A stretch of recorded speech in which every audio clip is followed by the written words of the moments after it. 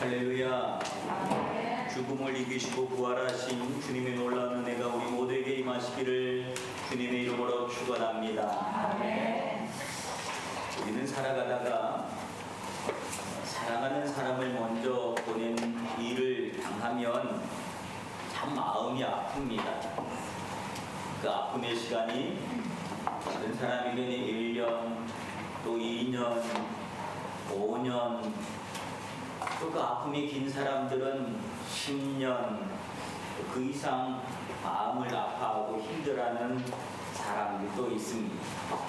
그런데 시간이 어느 정도 지나고 나면 서서히 그 아픔이 조금씩 약해지기 시작합니다. 이유는 뭐냐면 현실을 받아들이기 때문에 그렇습니다. 그리고 또 살아야 하기 때문에 그렇습니다. 사별의 아픔을 당하면 한동안 웃지도 못할 것 같고 잘 먹지도 못할 것 같지만 시간이 약이라고요. 또 시간 지나고 나면 또 웃기도 하고 맛있는 거 있으면 와 맛있다. 그리고 먹기도 하고 좋아하기도 합니다. 그런데 우리는 이분의 죽음은 2000년이 지났는데도 여전히 온 지구의 그리스도인들이 아파하고 그분의 죽음을 기억하면서 가슴을 치고 회개하기도 합니다. 때로는 금식하기도 하고 그 아픔을 기억합니다. 누구의 죽음입니까? 예수 그리스도의 죽음입니다. 그래서 우리는 지난 한 주간 그분을 기억하면서 그분의 고난과 또 죽음을 기억하면서 경건한 삶을 살려고 한 주간 노력하고 애써 왔습니다. 그리고 오늘은 그 죽음의 기억에서 새로운 기억을 합니다. 어떤 기억입니까? 그분이 다시 살아나셨다고 하는 부활의 기억으로 바뀌어지는 날이 오늘인 줄로 믿습니다. 예수 그리스도의 부활은 우리에게 엄청난 기쁨이고 소망이고 행복이 됩니다. 그래서 하나님 앞에 기쁨으로 찬양하고 또 성찬하고 그 부활을 축하하면서 우리가 특별한 헌금을 드리기도 하면서 하나님 앞에 예배를 드립니다. 우리가 왜 이렇게 할까요? 그것은 그 예수님의 죽음이 나와 상관 있는 죽음이었기 때문에 그렇습니다. 바로 나의 깊은 죄악과 상관이 있어서 나의 죄를 대신하여 죽으셨기 때문에 그렇게 마음을 아파하면서 우리가 회개하는 마음으로 그 시간을 보내는 것이고, 그분의 부활과 더불어서 우리의 죄가 사해지고 새로운 생명 또 새로운 삶을 부여받았기 때문에 우리는 그 부활을 기억하면서 기뻐하는 줄로 믿습니다. 오늘 이 기쁨이 우리 모두에게 임하시기를 주님의 이름으로 축원합니다. 오늘 본문에서는 예수님이 돌아가시고 난 다음에 3일째 되던 날, 즉 안식 후 첫날 새벽에 막달라 마리아와 다른 마리아가 예수님의 무덤에 찾아갔던 이야기가 오늘 본문에 기록되어 있습니다. 오늘 이 여인들은 어떤 여인들이었습니까? 이들은 예수님을 참 많이 사랑했던 여인이었고 예수님도 참 이 여인들을 사랑했습니다. 그리고 이 여인들은 27장에 보면 예수님이 십자가에 못 박혀 돌아가시는 그 죽음의 자리에 이 여인들이 있었습니다. 제자들은 다 도망가고 말았는데 이 여인들은 그 죽음의 자리를 지켰던 사람들입니다. 그래서 예수님이 무덤까지 따라가면서 함께 슬퍼하며 울었던 여인들입니다. 이들의 슬픔을 우리가 이해할 수 있겠습니까?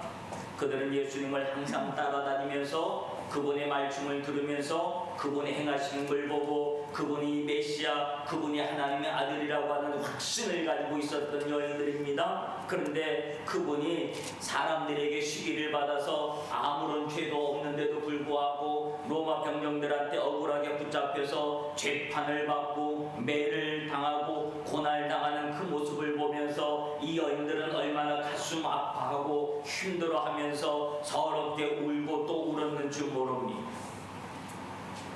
그랬던 그 여인들이 오늘 무덤 속에 다시 찾아간 겁니다. 그랬는데 갑자기 큰 지진이 나더니 하늘로부터 천사가 내려와서 여인들에게 말을 걸어왔던 겁니다. 그러니 얼마나 놀랐겠습니까? 그 말은 무슨 말입니까? 무서워하지 말아라. 십자가에 못 박힌 예수를 너희가 찾는 줄 내가 안다 라고 말합니다. 그리고 하는 말이 그는 여기 계시지 아니하고 그가 말씀하셨던 대로 살아나셨다 라고 하면서 예수가 다시 부활했다, 살아나셨다는 사실을 전해줍니다. 그리고 이 사실을 빨리 제자들에게 가서 알리려고 갈릴리로 가라 이렇게 말씀을 하십니다. 이 여인들이 천사의 말에 얼마나 놀랍고 두려웠겠습니까? 이 여인들의 두려움을 아시겠습니까? 천사를 본 것도 두려움이지만 그 천사가 한 말이 더 두려움이었습니다. 어떤 말이요? 그는 살아났다라고 하는 말이, 그가 다시 살아났다는 말이 더 큰 두려움이었습니다. 왜요? 그것은 인간이 생각할 수 없는, 설마 그런 일이 진짜로 일어났을까라고 하는 그런 자기 인간적인 생각에서 오는 그런 두려움이기도 하지만 한편에서는 하나님의 역사 앞에서의 두려움입니다. 하나님이 어떤 분인데 이런 일까지 하실 수 있나? 예수님이 어떤 분인데 이런 일까지 하실 수 있나라고 하는 하나님의 역사에 대한 두려움이기도 합니다. 그런 두려움이라고 한다면 이 두려움은 어떻게 보면 영적 두려움일 수 있습니다. 네, 여러분, 우리를 두렵게 하는 존재가 또 하나 있습니다. 그것은 누구인 줄 아십니까? 바로 악한 사탄 마귀가 우리를 두렵게 합니다.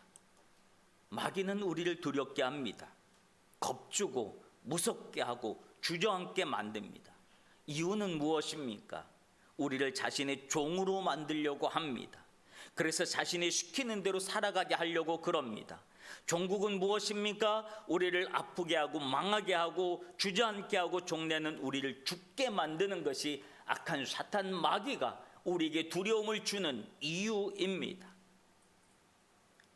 어떤 사람이 무작위로 부자들한테 전화를 막 걸었답니다.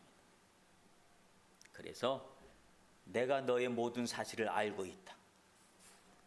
너의 모든 비밀을 내가 알고 있다. 내가 보낸 구자로 얼마를 보내라. 만약 보내지 않으면 내가 가지고 있는 자료를 다 뿌릴 것이다. 이렇게 말을 했답니다. 무작위로 사람들한테 전화해서 했대요. 그랬더니 그의 통장에 수많은 돈들이 몰려오기 시작하더랍니다. 무슨 일일까요? 사람들은 전부 다 감추고 있었던 죄악이 있었던 겁니다. 자기만 알고 있는 죄가 있었습니다. 근데 그 죄가 들켰다고 생각을 한 겁니다. 그러니 가슴이 덜컹한 거죠. 그러니 그가 뿌린다고 하니까 큰일 났다 싶어서 그렇지 못하도록 막 돈을 송금하고 그랬답니다. 사람은요, 내 죄가 들켰다고 생각하면, 내가 상대방의 약점을 알았다고 생각하면 그 사람의 주인이 되려고 합니다. 그리고 그 사람이 종이 되고 맙니다. 마귀는 이렇게 우리의 죄를 알고 그것을 가지고 협박을 합니다. 그 마귀의 협박은 결국은 우리를 피폐하게 만들고 망하게 만들고 마귀가 시키는 대로 살아가게 만들지만, 근데 오늘 여인들이 느꼈던 이 영적 두려움은 마귀가 주는 두려움이 아니라 하나님에 대한 두려움인 줄로 믿습니다. 우리는 하나님에 대한 두려움이 있어야 합니다. 여러분, 하나님도 우리의 모든 것을 다 알고 계십니다. 우리가 아무리 숨기고 또 숨긴다 할지라도 전지전능하신 하나님 앞에 숨길 수 있는 것은 아무것도 없습니다. 하나님 앞에 모든 것이 적나라하게 다 드러난 겁니다. 그러므로 나의 모든 것을 알고 계신 하나님 앞에 서게 되면 우리는 두려워할 수밖에 없습니다. 어떻게 보면 이 여인들이 하나님이 하시는 일, 즉 지진이 나고 천사가 내려오면서 하는 말, 예수가 다시 살아나셨느니라, 이 말을 듣는 그 시간 그 순간은 하나님 앞에 서 있는, 하나님이 하시는 일을 바라보는 그 시간 그 자리에 그 여인들은 서 있는 것입니다. 그래서 그들은 두려워했습니다. 눈앞에 하시는 하나님이 하시는 일들을 목격한 겁니다. 얼마나 두렵고 떨렸겠습니까? 그런데 하나님 앞에 갖는 이 두려움은 곧 무엇으로 변했는가 하면 큰 기쁨으로 변했다라고 하는 사실입니다.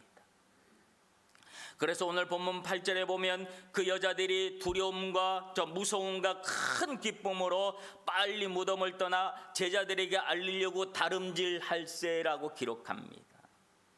무서움이 큰 기쁨이 된 겁니다. 왜 그럴까요? 자신들이 그렇게 사모했던 예수님이 다시 살아나셨다는 사실 때문입니다.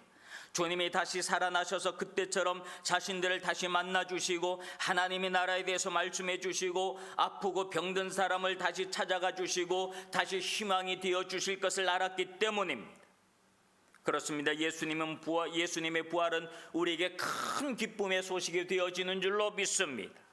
예수님 다시 우리에게 힘을 주실 것이고 희망을 주실 것이고 우리의 손을 잡아주실 것이고 우리를 밀어주고 우리를 땡겨주시기 때문에 땡겨주실 것이기 때문에 그렇습니다. 사망 권세를 이기신 주님께서는 우리에게 놀라운 하늘의 소망을 더욱 분명하게 해주시는 줄로 믿습니다. 그래서 큰 기쁨의 소식이 되어지는 것입니다. 여러분, 하나님이 나를 잘 알고 계시다는 사실, 나의 모든 숨겨진 죄악까지도 모르는 것이 없다는 사실은 우리에게 무엇을 가져다 줍니까? 우리를 안심하게 합니다. 하나님이 다 알고 계시되, 하나님이 나를 다 알고 계신다는 사실은 두려움이 아니라 안심이 됩니다. 이유는 무엇입니까? 하나님이 무슨 목적을 가지고 나의 모든 것을 다 알고 계시냐, 어떤 의도를 가지고 나의 모든 것을 다 알고 계시냐라고 하는 하나님의 목적과 하나님의 의도를 알면 우리가 안심할 수 있습니다. 하나님의 목적과 의도는 우리를 용서해 주시기 위함입니다. 우리를 당신의 자녀 삼아 주시기 위함입니다. 그래서 하나님이 하시는 일들은 우리에게 큰 기쁨이 되어지는 줄로 믿습니다. 예수님이 부활하셨다는 사실, 우리에게 큰 기쁨이 되어지는 것은 그 부활이 주는 의미가, 그 부활의 목적이 나에게 있기 때문에 그렇습니다. 부활은 나의 신앙에 놀라운 힘이 되어줍니다. 다시 살아나게 하는 힘이 됩니다. 죽음의 절망을 이겨내는 힘이 되어주고 능력이 되어집니다. 힘없이 옛날 생활로 다시 돌아가던 제자들에게 예수님은 자신의 부활의 소식을 빨리 전하라고 합니다. 이유는 무엇일까요? 더 이상 절망하지 말고 두려워서 숨어 있지 말라고 하는 뜻입니다. 내가 다시 살아났으니까 용기를 내고 다시 일어나라는 뜻입니다. 그리고 너에게 할 일이 있다라고 하는 새로운 소명을 하나님이 허락하여 주시는 그런 뜻이 그 안에 있기 때문에 그렇습니다. 그래서 부활의 주님을 다시 만난 제자들은 놀라운 사람들로 거듭났습니다. 그 겁많았던 베드로가 사도행전 3장에 보면 성전 미문에 앉아있던 안진뱅이를 일으키는 놀라운 역사를 행했습니다. 사람들은 그 놀라운 일들 때문에 몰려왔고 그의 이야기를 들으려고 했습니다. 베드로는 그 자리에서 놀라운 설교를 합니다. 이 사람을 고친 것은 내가 아니라 예수님의 능력이라는 사실을 이야기하면서 설교를 시작합니다. 그리고 4장에 넘어와서는 대제사장 앞에서도 당당하게 말하기를 너희와 모든 이스라엘 백성들은 알라 너희가 십자가에 못 박고 하나님의 죽은 자 가운데서 살리신 나사렛 예수 그리스도의 이름으로 이 사람이 건강하게 되어 너희 앞에 섰느니라 하면서 당당하게 너희가 죽인 예수를 하나님이 살리셨다라고 선포하고 있는 모습을 봅니다. 부활은 우리의 믿음을 그렇게 당당하게 만들어주는 줄로 믿습니다. 어느 누구 앞에서도 우리가 믿는 믿음을 당당하게 말할 수 있습니다. 어떤 환난과 어려움 앞에서도 당당하게 그 모든 환난을 능히 이겨나가도록 만드는 능력이 부활인 줄로 믿습니다. 즉 나의 내면을 바꾸는 능력이 있어서 나의 삶의 환경들을 바꾸어 놓는 것입니다. 그러니 세상을 향하는 내 마음이 달라집니다. 두렵고 떨리던 환경이었지만 당당하게 세상을 향하여 믿음으로 나아가게 하는 능력을 부활의 주님은 우리에게 주시는 줄로 믿습니다. 그러므로 부활은 우리에게 놀라운 큰 기쁨의 소식이 되어지는 줄로 믿습니다. 그래서 제자들에게 달려가는 예수님에게 여인들에게 예수님이 나타나십니다. 그리고 하시는 말씀이 평안하냐? 주님이 이렇게 말씀하십니다. 예수님은 여인들을 제일 먼저 만나 주셨습니다. 부활 후에 제자들을 먼저 만난 것이 아니라 이 여인들을 먼저 만나 주었습니다. 왜 예수님은 이 여인들을 제일 먼저 만나 주셨을까요? 그 이유는 그 여인들은 예수님의 아픔에 공감을 했기 때문에 그렇습니다. 제자들은 다 도망갔지만 여인들은 도망가지 않았습니다. 예수님이 십자가에서 고난받는 그 아픔의 순간 그 아픔을 공감했던 사람들입니다. 함께 고통스러워했고 함께 아팠고 함께 울었던 여인들이기 때문에 그렇습니다. 제자들은 다 도망갔지만 그 여인들은 도망가지 않고 그 아픔의 자리, 슬픔의 자리, 고통의 자리, 고난의 자리에 머물러 있었다라고 하는 사실입니다. 로마서 12장 15절에 보면 즐거워하는 자들과 함께 즐거워하고 우는 자들과 함께 울라라고 말합니다. 우는 자들과 함께 울어줄 수 있는 사람을 예수님은 좋아하는 줄로 믿습니다. 그것이 그리스도인입니다. 누군가 아파하고 슬퍼하고 괴로워하고 있는데 그 앞에서 좋아하라 하면서 웃고 떠드는 것은 그리스도인의 자세가 아닙니다. 그리스도인들은 누가 아파하면 힘들어하면 쫓아가서 그의 손을 잡고 함께 아파해주고 함께 기도해주고 함께 울어줄 수 있는 것이 그리스도인인 줄로 믿습니다. 주님은 이 여인들이 그렇게 했기 때문에 제일 먼저 아파하지 말아라, 힘들어하지 말아라, 슬퍼하지 말아라, 나 다시 살아났다 하면서 그 여인들을 제일 먼저 만나 주신 줄로 믿습니다. 그래서 주님이 그 여인들에게 해주셨던 말씀은 평안하냐, 평안하냐. 두려움 속에 있는 사람들에게 부활의 주님은 평안을 주시는 줄로 믿습니다. 그리고 11 제자들에게도 나타나셔서 예수님이 하신 말씀이 너에게 평강이 있을지어다 하면서 부활의 주님이 제일 먼저 건넨 말은 평안, 평강, 평화 이 말인 줄로 믿습니다. 부활의 주님은 우리에게 평강 주시길 원하십니다. 무서움과 두려움이 아니라 기쁨과 평강입니다. 여러분, 평안은 언제 주어지는 것입니까? 모든 상황들이 정리되어졌을 때, 모든 상황들이 끝났을 때 그 다음에 오는 것이 평안입니다. 상황이 아직 정리되어지지 않고 상황이 끝나지 않냐면 여전히 우리 마음속에 불안한 마음이 있지만 평안하냐, 평강이 너에게 있을지어다, 이 말씀을 예수님께서 건네주신 것은 내가 모든 상황을 다 종료했다, 다 끝냈다 라고 하는 그런 말인 줄로 믿습니다. 부활은 우리에게 그래서 평강입니다. 부활은 모든 상황을 정리해 주시고 모든 상황을 끝내 주셨다고 하는 그런 하나님의 메시지인 줄로 믿습니다. 여러분 삶의 모습 속에 있어서 불안한 일들, 불안한 환경들, 불안한 사람들, 이 모든 것을 죽음을 이기고 무덤을 이기고 다시 살아나신 그 부활이 모든 것을 다 정리해 주었다라고 하는 사실입니다. 그러므로 부활의 신앙을 가지면 우리 마음속에 있었던 모든 불안한 일들이 다 정리가 되어지는 줄로 믿습니다. 한 가지 한 가지 다 해결이 되어진 줄로 믿습니다. 그리고 난 다음에 찾아오는 것이 평강, 평안, 이것이 우리에게 임하는 줄로 믿습니다. 사랑하는 성도 여러분, 예수님의 죽음으로 온갖 두려움이 있었습니다. 무서움이 있었습니다. 근데 예수님이 다시 살아나심으로 어떻게 보면 그 두려움이 더 컸었습니다. 오늘 이 여인들처럼 말이죠. 첫 번째 두려움은 절망 앞에서의 두려움이지만 오늘 여인들이 놀랐던 두려움은 하나님이 살아계심에 대한 두려움이었습니다. 그러나 그 두려움은 우리를 놀라게 하고 망하게 하고 주저앉게 하는 악한 사탄 마귀가 가져다 주는 두려움이 아니라 살아계신 하나님, 우리의 모든 것을 아시고 모든 상황을 바꾸시고 새로운 생명을 주시는 하나님에 대한 경의로운 두려움이었기 때문에 그 두려움은 기쁨을 동반한 줄로 믿습니다. 우리의 삶에 주님을 향한 경이로운 두려움이 있기를 바랍니다. 하나님의 살아계심 내 삶 속에 임하는 것입니다.